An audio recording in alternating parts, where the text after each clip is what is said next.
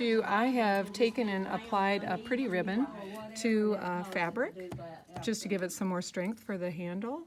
And I'm going to get a, what did we say, 13-inch piece. I'm going to cut it off at 13 inches.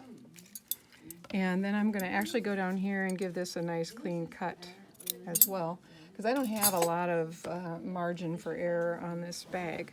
All right, now what we're going to want to do is this gets applied on the back side, and you're going to put right sides facing like this, okay?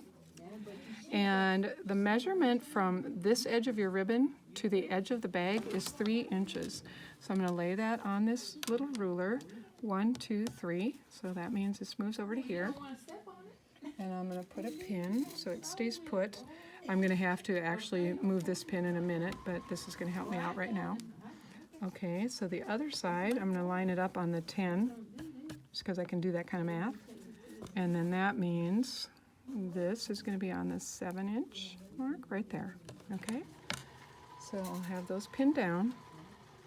Now what I'm going to do is, just like before, I'm going to take my wide bias tape. Sorry if you can get my head in that picture. I had to bend down and pick it up off the floor. Okay, this one's a little bit wider. I think this might even be called hemming edge or something like that, versus the piece I had earlier, which was double fold extra wide. So I could try this. It's a little difficult. I've done it. Well, you know what, let's do it, because this is more readily available than that other stuff. So I'm going to just stick with what we were using a minute ago. And yes, the double wide or extra wide double fold bias tape. Now, I do have to fold under the raw edge because this shows we are now on the outside of the bag. I'm going to trim off all of this raveling because that's going to get in my way. And not all totes are going to have such a ravelly fabric. You know, and you can even make your own. If you take, one of our volunteers has a long arm machine, and she's just going to take some yard goods and bits and pieces of leftover quilt batting, and she's going to quilt some very big sections, and then we'll cut it down into the size for these. So that'll have raw edges all the way around, and we'll have to do a lot of dealing with that, but that's not a problem.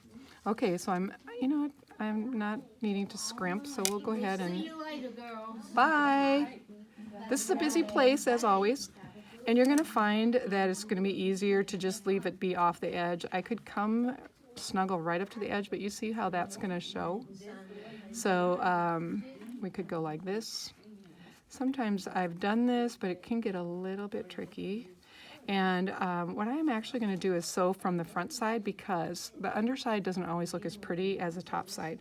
So let me reorient my bag, and I'm going to have to keep in mind I have these here, right? So I'm going to do this treatment. Let's try this. Now I'm going to have to manage that corner that's going to want to stick out.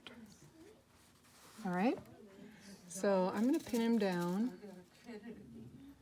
so he'll stay put, hopefully, while I go and get those pins out of harm's way. This is good enough. Okay, so remember that pin that I have back here? You can kind of see a little bit of it. I'm going to go like this.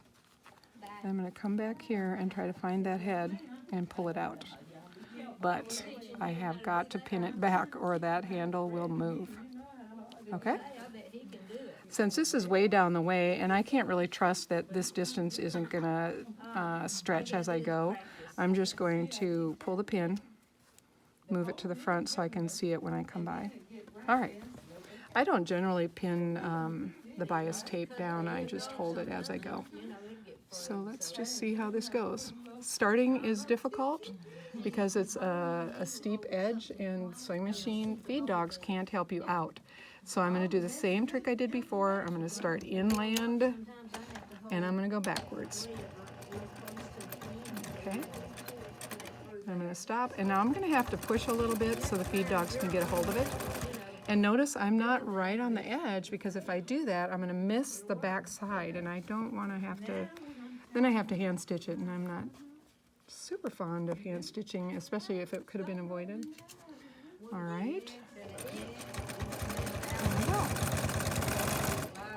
When this seam is done, the project is done. So as you can see, there's really not very many steps involved. You're going to install your zipper. Then you're going to sew that bottom seam, and then you're going to do the box corners, and then you do this. So, you know, what do you got? 1, 2, 3, 4 steps. Pretty easy.